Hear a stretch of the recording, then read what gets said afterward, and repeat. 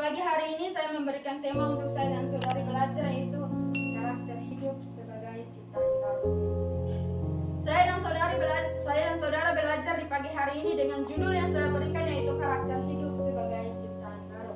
Nah, ketika kita berbicara tentang karakter hidup sebagai ciptaan baru dalam Kristus, tentu tidak mudah.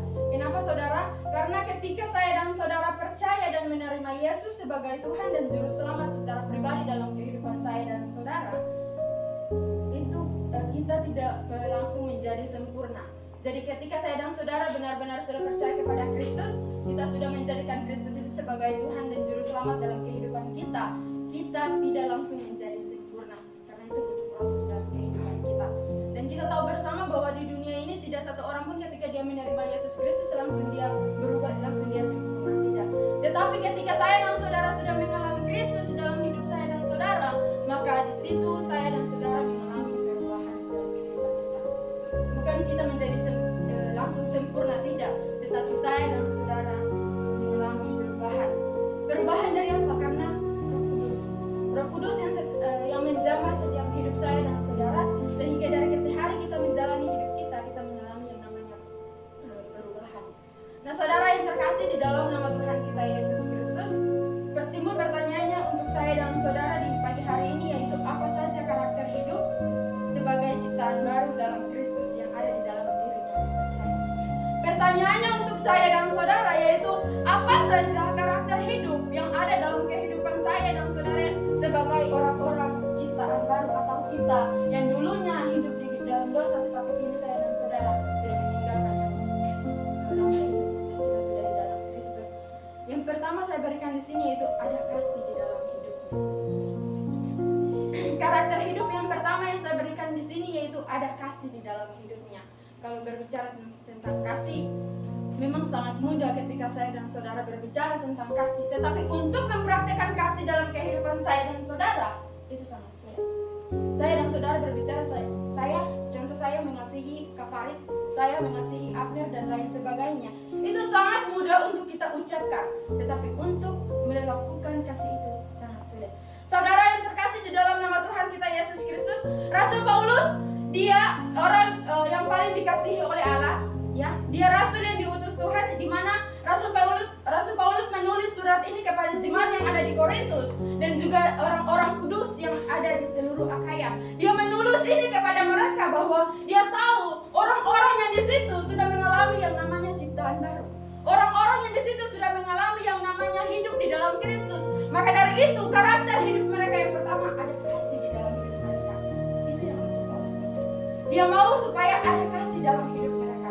Saudara yang terkasih dalam nama Tuhan kita Yesus Kristus, kalau saudara lihat di mana Rasul Paulus, dia ketika sebelum bertobat dia menganiaya umat Tuhan, menganiaya orang-orang percaya yang percaya kepada Tuhan, dia menganiaya mereka. Tetapi begitu dia mengalami perjumpaan dengan Tuhan, dia bertobat, dan saudara lihat kasih itu dia membuktikan.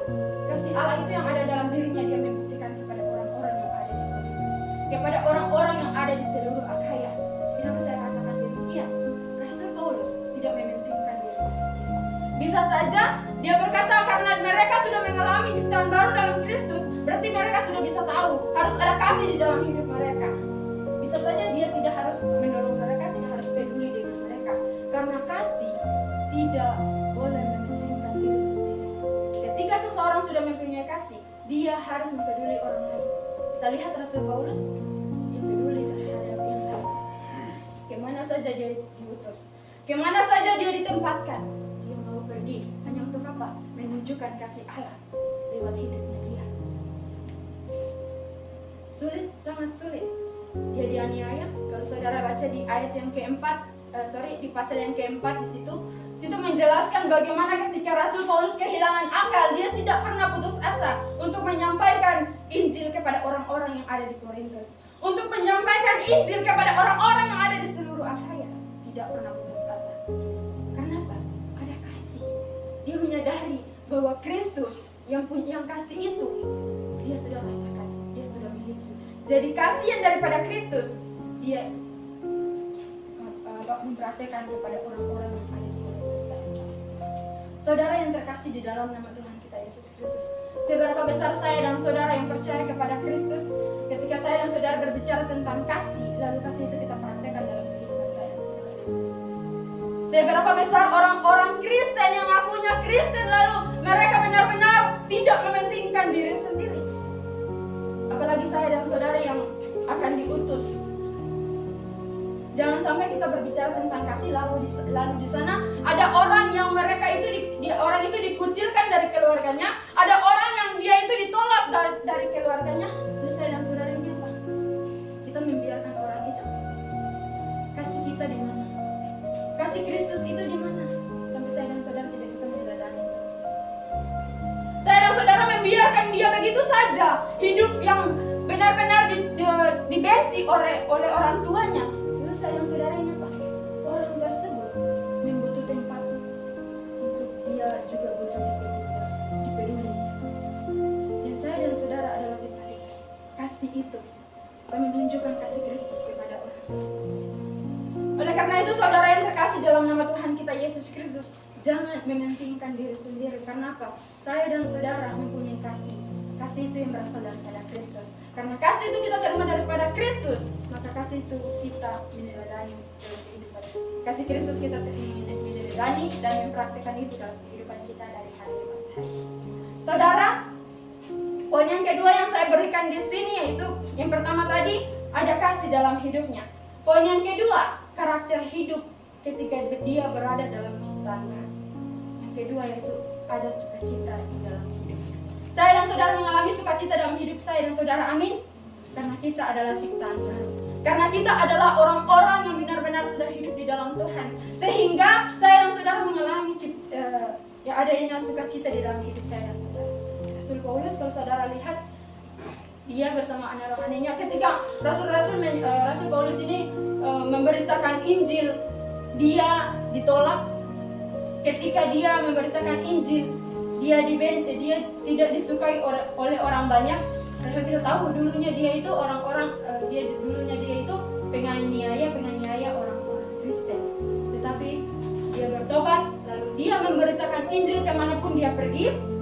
Dan saudara lihat, apakah Rasul Paulus bisa mengalami yang namanya kehilangan sukacita? Bisa saja Rasul Paulus sudah tidak bersukacita lagi. Kenapa? Karena ketika dia sampaikan Injil kepada orang-orang yang ada di sana, mereka tolak dia, mereka tidak mau menerima Injil itu. Bisa saja dia kehilangan sukacita. Tuhan, saya sudah berusaha menyampaikan firman Tuhan, saya sudah berusaha menyampaikan Injil kepada mereka, tapi mereka tidak menerima. Bisa saja dia kehilangan sukacita. Tapi saudara lihat, begitu banyak persoalan yang dia alami, sukacita itu tidak pernah hilang dalam hidupnya. Sukacita itu tidak pernah kendor dalam hidupnya. Itu juga dengan saya dan saudara. Bagaimana saya dan saudara mengalami persoalan sedikit, persoalan datang, belum selesai satu lagi datang, belum selesai satu lagi datang. Bisakah saya dan saudara mengalami yang namanya hilangnya sukacita dalam kehidupan saya dan saudara? Bisa. Tapi karena saya dan saudara percaya, kita punya Tuhan yang begitu luar biasa. Saya dan saudara percaya kita sudah hidup di dalam Tuhan, yang namanya sukacita tidak akan hilang dalam kehidupan saya dan saudara. Amin. Ketika kita menjalani hidup kita, beban hidup yang sangat berat dalam kehidupan saya dan saudara, kita tidak pernah kehilangan yang namanya sukacita. Tadi pagi saya membaca status di Facebook, dia tulis begini: hidup di dunia itu penuh beban berat. Hidup di dunia itu penuh dengan beban berat. Lalu ada yang komen, ya sudah mati saja supaya tidak ada hidup yang tidak mengalami beban hidup yang berat. Apakah harus mati? Ketika saya dan saudara mengalami yang namanya beban dalam kehidupan saya begitu berat, apakah saya dan saudara harus mati? Apakah saya dan saudara harus bunuh diri? Apakah saya dan saudara tidak lagi bersuka cita? Tidak demikian. Kenapa? Karena kita percaya siapa Tuhan kita. Karena kita percaya siapa yang kita sembah, Dia Allah yang hidup. Jadi sukacita itu terus ada dalam hidup saya dan saudara.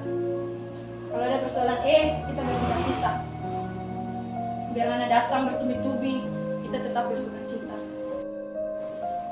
Seberapa besar kita demikian?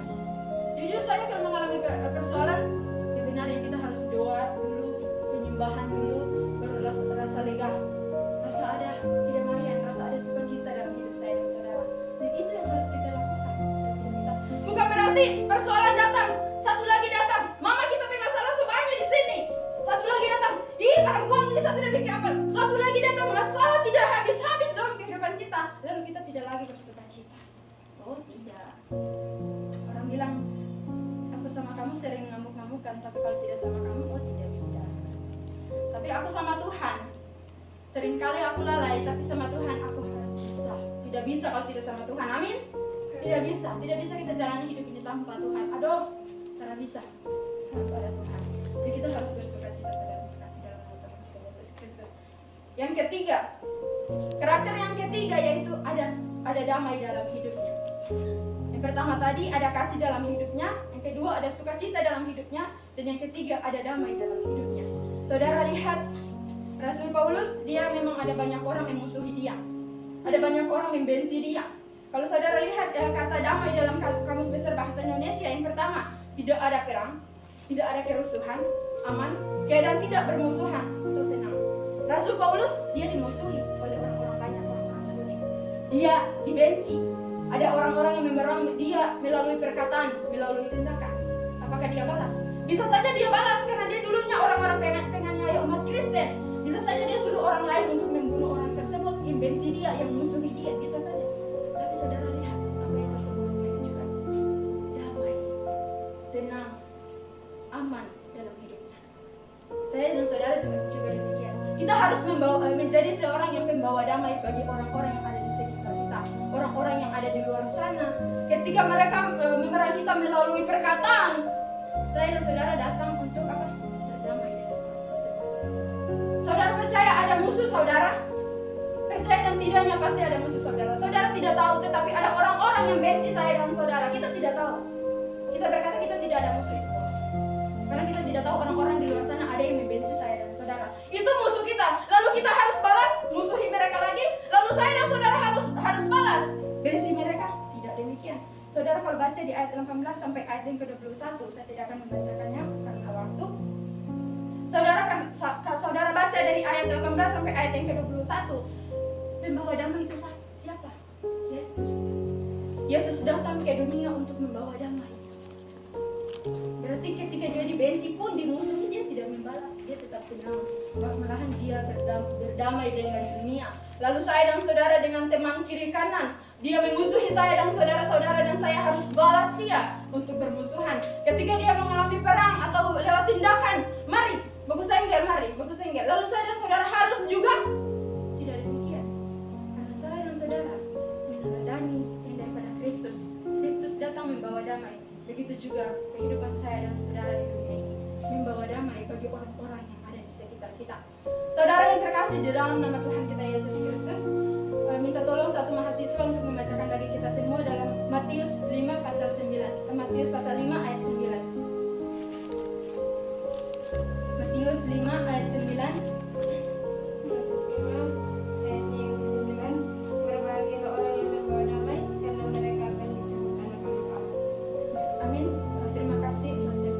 Matius 5 ayat 9. Apa yang Yesus katakan? Berbahagialah orang yang membawa damai. Siapa orang itu? Saya dan saudara. Saya dan saudara dikatakan apa? Berbahagialah saya dan saudara yang membawa damai. Kita berdamai dengan orang-orang yang membenci saya dan saudara. Kita tidak membalas kejahatan dengan kejahatan. Karena apa? Kristus katakan, berbahagialah mereka yang membawa damai. Saya dan saudara adalah orang tersebut. Bahkan saya dan saudara dikatakan apa? Anak-anak Allah. Amin. Kita anak-anak Allah. Kita di dunia ini membawa damai bagi orang-orang yang ada di sekitar kita. Oleh karena itu, saudara yang terkasih di dalam nama Tuhan kita Yesus Kristus, yang menjadi kesimpulan saya di saat ini yaitu, marilah kita menjadi pembawa damai. Damai bagi orang-orang yang mengalami kegelisahan, orang-orang yang mengalami ketakutan dan kecemasan. Supaya apa? Semua ini yang saya dan saudara lakukan, kemuliaan Allah bisa dinyatakan dan orang-orang pun melihat kuasa Tuhan, bahkan nama Tuhan yang layak ditinggikan dan dipuji. Amin untuk kebenaran firman Tuhan.